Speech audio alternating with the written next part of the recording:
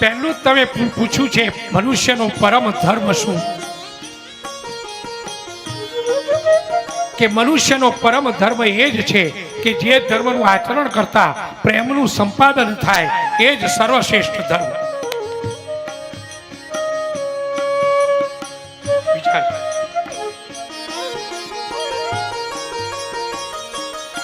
ધર્મનું આચરણ કરતા કરતા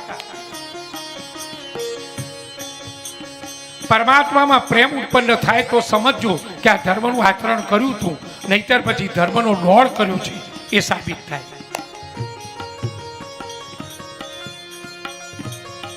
ધર્મ એને કહેવાય કે પ્રેમની ઉત્પત્તિ કરાવે.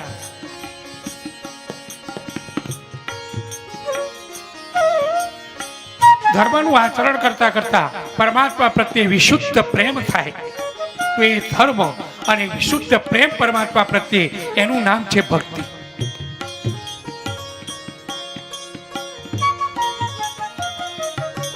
ધર્મ મનુષ્ય વચ્ચે સ્નેહ તંતુને મજબૂત બનાવે. માનવ વચ્ચેનો સ્નેહની વૃદ્ધિ કરાવે એનું નામ છે ધર્મ.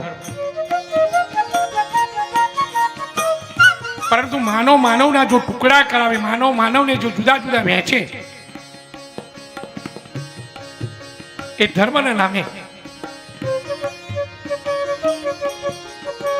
એ ધર્મ નથી, એ કેવળ માત્ર શ્રમ છે, અને આવો શ્રમ નહીં કરવો જોઈએ.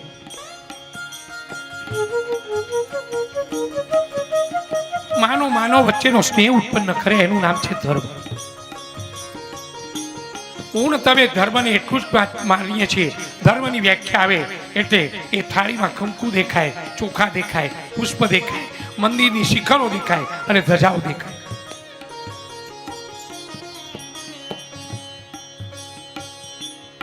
કઈ કેવું જેવું કહી શકાય, તગારું તાવડો, મારો તમારો ધર્મ આવડો. પૂર્ણ તમે ધર્મની વ્યાખ્યા જ કંઈક જુદી કરી છે. નગારું સાંજ સવાર વગાડે રાખો, આરતીઓ કરે રાખો, કરવી જ જોઈએ. વંદન છે, ધર્મનું મૂળ છે, પ્રાથમિક છે. તગારું મંદિરોના નિર્માણ, કેટલા મંદિરો, જાણ કે માથાની એક મંદિર જોઈએ છે શું દરેક. તાવડો પ્રસાદો હલાયા કરવાના, પડીકા કરવાના, વેચે જવાના, વેચે જવાના. આ જ ધર્મ. ધર્મની વ્યાખ્યા જુદી છે.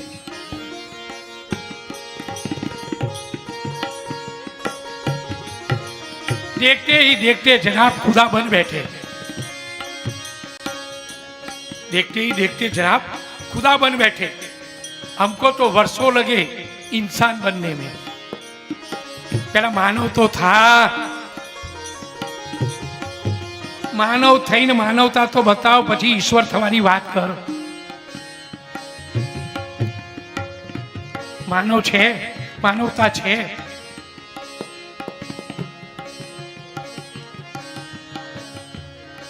ધર્મ કેવળ માત્ર મંદિરોમાં દેખાય. એ ધર્મ ન કુટુંબમાં દેખાય, ન પરિવારમાં દેખાય, ન આડોશમાં દેખાય, ન પાડોશમાં દેખાય.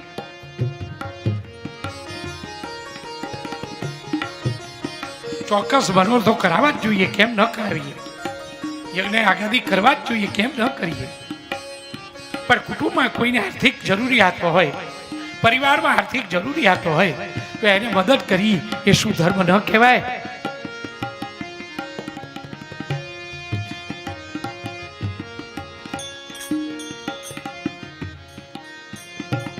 પોતાની પત્ની ગુજરી ગઈ છે,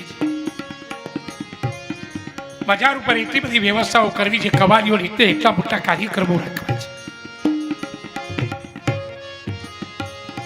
ઉભો ફોન કરે છે કે આ રીતના મંડપ બંધાઈ જવા જોઈએ, આ રીતની ફૂલની ચાદર વાવી જોઈએ, આ રીતે બધો શણગાર થવો જોઈએ, આ રીતે કવાલીવાળા આવવા જોઈએ, જેટલા રૂપિયા થાય એટલા રૂપિયા. પણ મારે મારી પત્નીની બજાર ઉપર ઉત્સવ કરવો છે.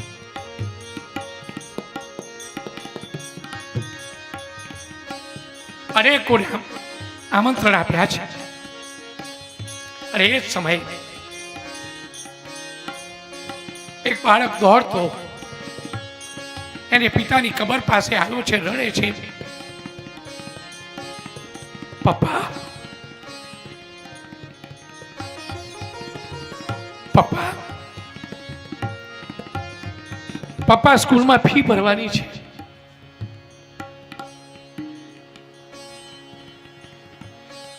પપ્પા મમ્મી પાસે એટલા પૈસા નથી, મારી ફી નહીં ભરાય તો મને સ્કૂલમાંથી કાઢી મૂકશે.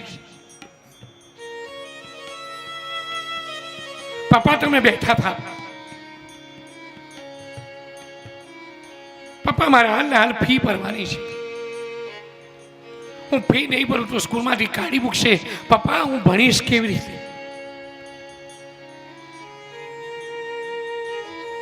આ બાળક રડી રહ્યો છે.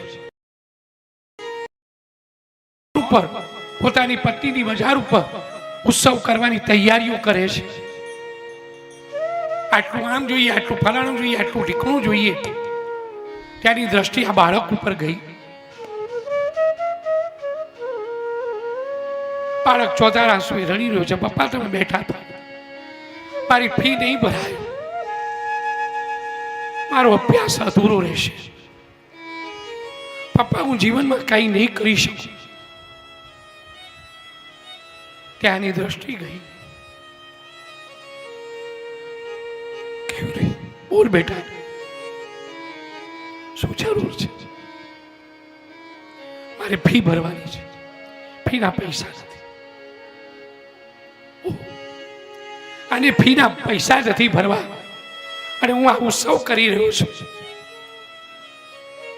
બેટા આ ફી નહીં, પણ તું ભણીશ ત્યાં સુધી તારી તમામ જવાબદારી ભણવાની મારી છે. ફોન ઉપર જે કઈ વ્યવસ્થા હતી બધી કેન્સલ. સાહેબ તમે આટલું બધું બુકિંગ કરી, મારે કઈ જોયું એ નહીં. મારે હકીકતમાં જે બુકિંગ કરાવવાનું હતું એ બુકિંગ મારું થઈ ચૂક્યું છે. દીકરા તું જ્યાં સુધી ભણીને ત્યારે જે સિદ્ધિઓ હાંસલ નથી કરી, જે સિદ્ધિઓ હાંસલ કરવી છે ન કરી લે, ત્યાંથી તારી તમામ જવાબદારીઓ મારી. વ્યાસપીઠ પૂછી રહી છે શ્રોતા વર્ગને, આ ધર્મ કહેવાય કે ન કહેવાય?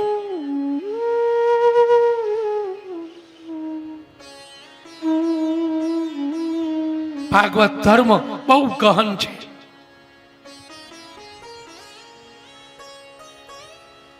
માનવ માનવ વચ્ચેની માનવતાને મહેકાવે,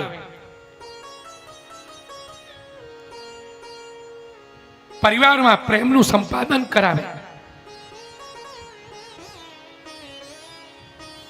આ ધર્મ છે. પણ અમે તો છે ને પાડોશી જોડે બોલતા નથી. કેમ?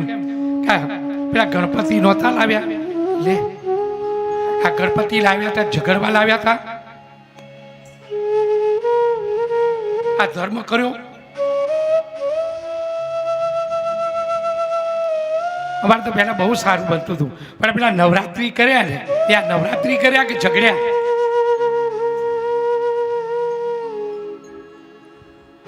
આ કેવળ માત્ર શ્રમ છે અને આ બધા શ્રમને મૂકી દેજો. ઘરમાં બેસીને કશું જ કરવું નથી. એ ગણેશ જ્યાં છે વંદન, એ માતાજી જ્યાં છે વંદન.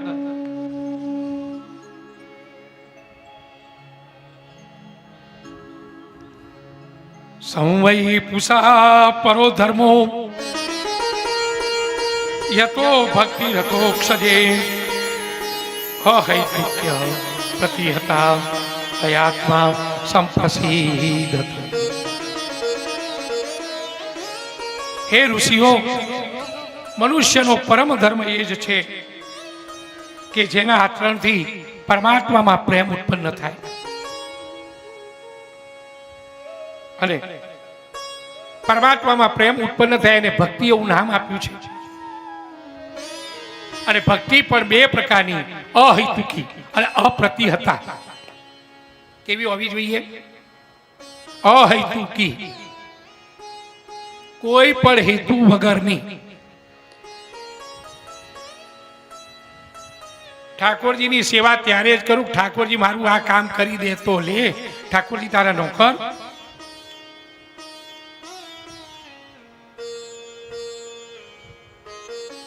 ઘરમાં એની કઈક વાલ કોઈ વસ્તુ આગી પાછી થઈ હોય એ પ્રભુ મારી લાવી દે ને, તારી વસ્તુ તે કોઈ શોધવા એ જાય. આ ભક્તિ.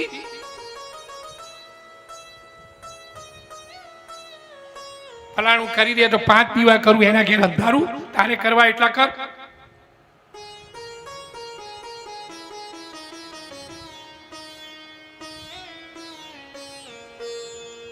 ભક્તિ હંમેશા અહેતુકી હોવી જોઈએ, કોઈ પણ હેતુ વગર, અપ્રતિહતા હોવી જોઈએ, નિરંતર હોવી જોઈએ. આ શ્રાવણ મહિનો આવે ને હાડવાડ લાગી જાય, ભાદરવે અધર. શ્રાવણ મહિનો નાવું છું, કેમ આમ નાતી નથી?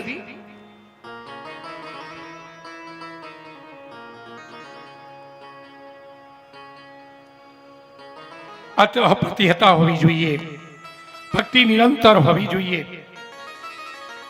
અને ભગવાનમાં જ્યારે આવી નિષ્કામ ભક્તિ થાય ત્યારે જ્ઞાન અને વૈરાગ્ય આપોઆપ ઉત્પન્ન થાય છે. ધર્મ, અર્થ, કામ અને મોક્ષ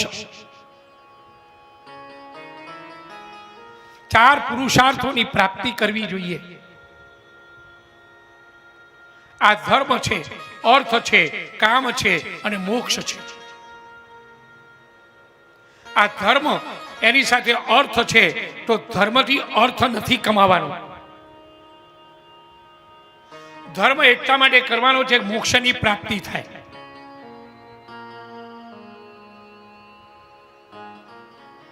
કામનાઓ એટલા માટે કરવાની છે કે જેનાથી ધર્મની પ્રાપ્તિ થાય. વેપાર કરવાનો, પૈસા કમાવાના, છુટ્ટી છે, કમાવા જોઈએ.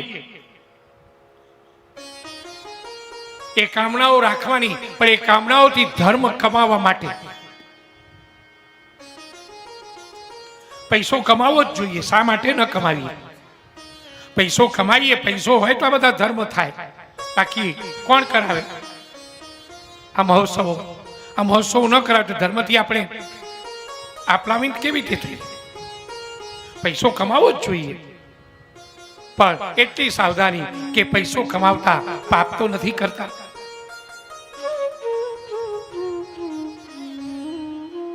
અને એટલા જ માટે બતાવે છે કે ધર્મ અને કામ, ધર્મ અને મોક્ષ, ધર્મ અને મોક્ષ આ બંનેની પાળીની વચ્ચે અર્થ અને કામ એ બંને રાખવાના, એની મર્યાદામાં રાખવાના. કે ન મોક્ષની મર્યાદા જતી રહે કે ન ધર્મની મર્યાદા જતી રહે. ધર્મ અને મોક્ષ આ બંનેની મર્યાદામાં રહી ગમે એટલી સંપત્તિ કમાવો, ગમે એટલી કામનાઓ કરો.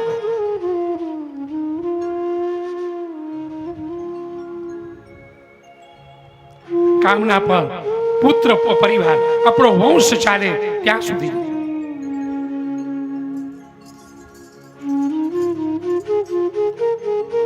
કામનાઓ આપણો નિર્વાહ ચાલે ત્યાં સુધીનો, દુકાન ત્યાં સુધી, આપણું જીવન ચાલે ત્યાં સુધી. જીવન અને આજીવિકા આ બંનેને છૂટી પાડવા.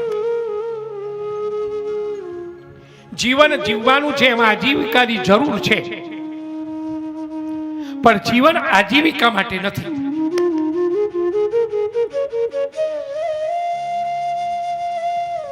જેટલું જીવન જીવવાનું છે એમાં આજીવિકા ચોક્કસ જરૂર છે, એટલું કમાવાનું. પણ રાત ને દિવસ ઘરડા થઈએ ત્યાં સુધી એ દુકાન અને ધંધા સિવાયની કોઈ વાતો જ નહીં, બીજું કઈ જીવનમાં નહીં,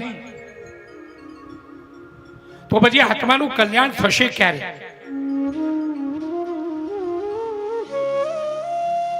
અને અંતે યામતી સાગતી,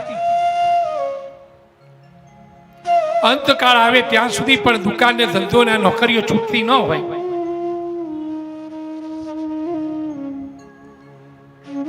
વિચાર કરી લો. પથારીમાં પડ્યા પડ્યા પેલો મોટો ક્યાં છે?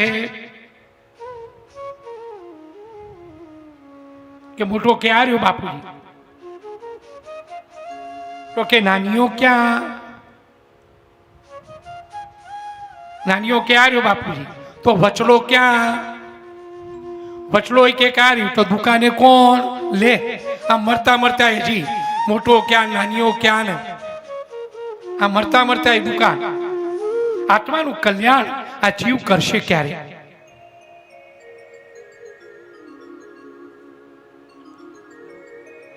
જિંદગી ભર કેવળ ને કેવળ માત્ર દુકાનો જ ચલાવી, સંસાર ચલાવવો.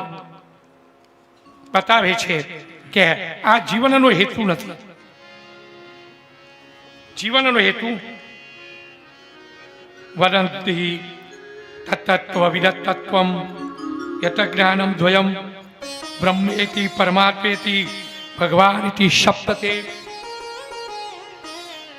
માનવ જીવન મળ્યું છે અથતો બ્રહ્મ જિજ્ઞાસા. માનવ જીવનનો હેતુ શ્રીમદ ભાગવતજી બતાવે છે. બ્રહ્મને જાણવું અને એ બ્રહ્મની જાણકારી મેળવી. એ બ્રહ્મ કોણ છે? એ પરમાત્મા કોણ છે? ઈશ્વર કોણ છે? એના માટે પદ્ધતિઓ બતાવે છે કે તીર્થોમાં જવું જોઈએ, સ્નાન દાન દર્શન ભજન તપસ્યાઓ કરવી જોઈએ, ભજનાદનની સંતોનો સંગ કરવો જોઈએ, આવી કથાઓ સાંભળવી જોઈએ. કથાઓ સાંભળવાથી હૃદય નિર્મળ બને છે અને કામાદી દોષ આ બધા જ એ કથાઓ સાંભળવાથી નિર્મૂલન થાય છે. મન વિશુદ્ધ બને છે, પરમાત્મા પ્રત્યેનો પ્રેમ જાગૃત થાય છે અને આ વિશુદ્ધ ભક્તિ એ જીવાત્માને પ્રાપ્ત થાય છે. શ્રીમદ ભાગવતજી એ ભક્તિ જનિતા ગ્રંથ છે. ભક્તિની માં કોઈ હોય, ભક્તિની જનની કોઈ હોય તો શ્રીમદ ભાગવતજી છે. અને એવી ભક્તિમાં એ તાકાત છે. કઈ તાકાત? કે વેદો જેને નેતિ નેતિ કહે છે, જે નિર્ગુણ છે, જે નિરાકાર છે, જે નિર્ગુણ અને નિરાકાર છે, એ સગુણ અને સાકાર, એ નિરાકાર નરાકાર બની અને ધરાતલ ઉપર લાવવાનું એ સામર્થ્ય એ ભક્તિમાં છે. એ ભક્તિ સૂત્રથી બંધાઈ અને એ જ બ્રહ્મ, એ જ પરમાત્મા, એ જ ઈશ્વર, એ જ નિર્ગુણ નિરાકાર સગુણ અને સાકાર બની અને ધરાતલ ઉપર આવી અને અવતારો લે છે. એક નહીં પણ એવા 21 અવતારો આ પરમાત્માએ લીધા છે.